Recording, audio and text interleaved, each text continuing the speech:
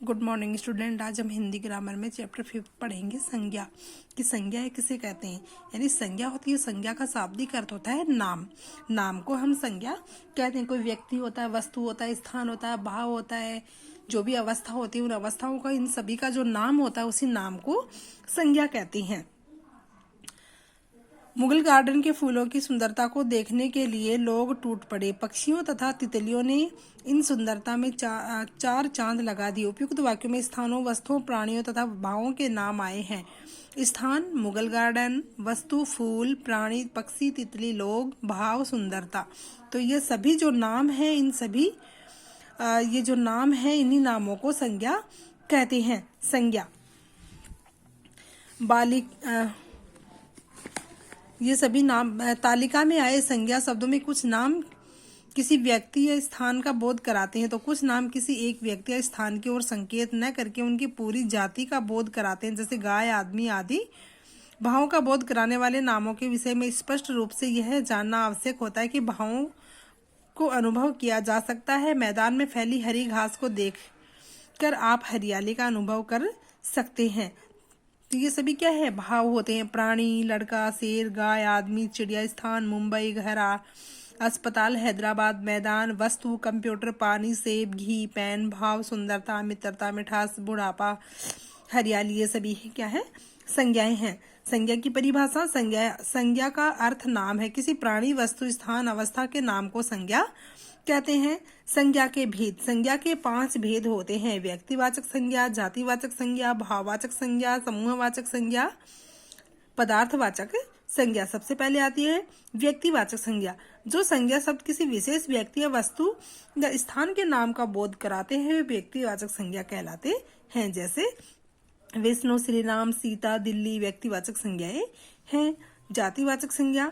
जो संज्ञा शब्द एक ही विशेष प्रकार के या एक जैसे व्यक्तियों, प्राणियों, वस्तुओं या स्थानों के नाम का बोध कराते हैं, उन्हें जातिवाचक संज्ञा कहते हैं। जैसे आदमी, शेर, नदी, वृक्ष, घर, शहर आदि जातिवाचक संज्ञाओं के उदाहरण हैं। तो व्यक्तिवाचक संज्ञा उसमें क्या है, किसी विशेष व्यक्ति, वस्तु, स्थान आदि का बोध कराते हैं।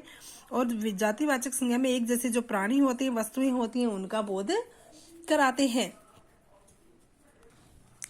नेक्स्ट आती है 3rd नंबर भाववाचक संज्ञा। भाववाचक संज्ञा वो होती है जो हमारे मन में भाव उठते हैं। हम किसी को देखकर भाव हमारे मन में उठते हैं। बच्चे को देखकर कि भाई ये बच्चा है, बड़े को देखकर बड़ा है, बच्चा है, या खट्टा है, मीठा है।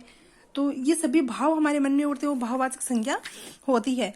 जो संज्ञा शब्द किसी के दोष, गुण, अवस्था, दशा या भाव का बोध कराते हैं, वे भाववाचक संज्ञा कहलाते हैं। जैसे मानवता, यौवन, शिष्व, मिठास, वीरता, मित्रता, बचपन, दया, बुराई आदि भाववाचक संज्ञाओं के उदाहरण हैं। नेक्स्ट आती है समूहवाचक संज्ञा। जिस संज्ञा शब्दों के द्वारा समूह या समुदाय का बोध होता है, उसे समूहवाचक संज्ञा कहते हैं। नहीं, किसी समूह के बारे में या समुदाय के बारे में, या जैसे भीड़ होती है, कक्षा होती है, रैली होती है, उसमें बहुत सारे लोग होते हैं, समूह में चलते हैं, तो वही क्या है, जो झुंड होते हैं, वो समूहवाचक संज्ञा होती है। नेक्स्ट आती है पदार्थवाचक संज्ञा। जिस संज्ञा शब्द में किसी पदार्थ का बोध हो, उसे पदार्थवाचक संज्ञा कहते हैं। यानी वे संज्ञा शब्द होते हैं जो पदार्थ का बोध होता है। दूध, दही, छाछ, घी, तेल, सोना, चांदी, लोहा। तो ये जितने भी पदार्थ होते हैं, ये पदार्थवाचक या द्रव्यवाचक संज्ञाएं कहलाती है। यानी इसके अंदर घी, तेल, द्रव्य होते हैं, पानी होता है, वो सभी आ जाते हैं। लोहा, लकड़ी, सोना, चांदी, पीतल, तो ये धातुएं होती हैं, ये भी पदार्थवाचक संज्ञा में आ जाती है। तो संज्ञा होती है, वो किसको कहते हैं, संज्ञा। यानी संज्ञा का शाब्दिक अर्थ होता है नाम। और कोई व्यक्ति, वस्तु, स्थान, प्राणी या भाव का जो नाम होता है, उसी को हम संज्ञा कहते हैं। संज्ञा के 5 भेद होते हैं।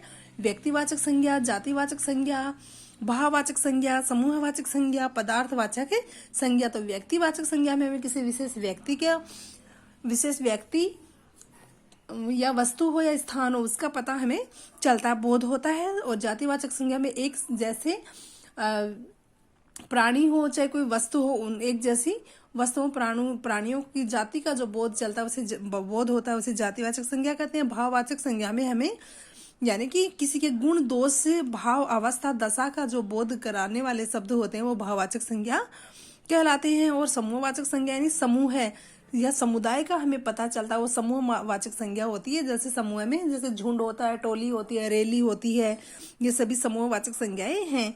नेक्स्ट आती है पदार्थवाचक संज्ञा। तो पदार्थवाचक संज्ञा में घी, तेल, दूध, दही, छाछ, सोना, चांदी, लोहा, लकड़ी, ये सभी पदार्थवाचक या द्रव्यवाचक संज्ञा में आते हैं। पदार्थवाचक संज्ञा को द्रव्यवाचक संज्ञा भी कहते हैं। तो यह क्या है, संज्ञाएं हैं। और संज्ञाएं होती हैं, संज्ञाओं को हम भाववाचक संज्ञाओं में बना सकते हैं।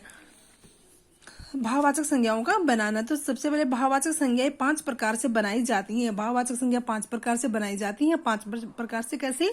एक तो जातिवाचक संज्ञा से बनाई जाती है, एक सर्वनाम से बनाई जाती है, एक विशेषण से बनाई जाती है, एक क्रिया शब्दों से बनाई जाती है, और एक अव्यय शब्द होते हैं उनसे बनाई जाती है। तो सबसे पहले आती है जातिवाचक संज्ञा।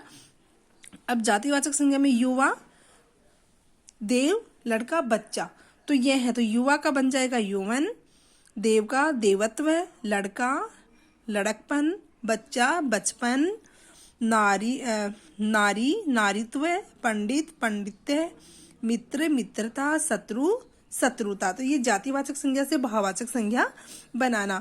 नेक्स्ट आता है सर्वनाम शब्दों से।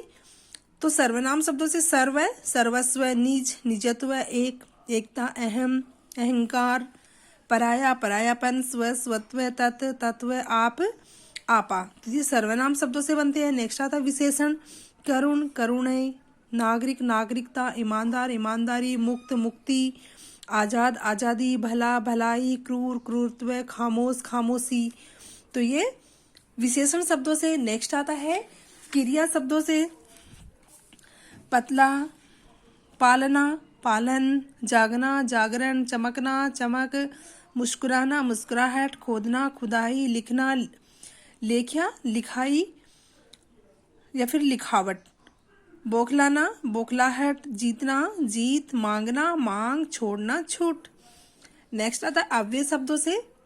ऊपर, ऊपरी, पीछे, पीछा, निकट, निकटता, मना, मनाही, न्यून, न्यूनता, धिक, धिकार, दूर, दूरी, ऊंचा, ऊंचाई। तो ये सब भाववाचक संज्ञाएं हैं। तो इस प्रकार हम किसी भी शब्द की भाववाचक संज्ञा बना सकते हैं। ये संज्ञा का चैप्टर है, ये चैप्टर आपको पढ़ना है। धन्यवाद।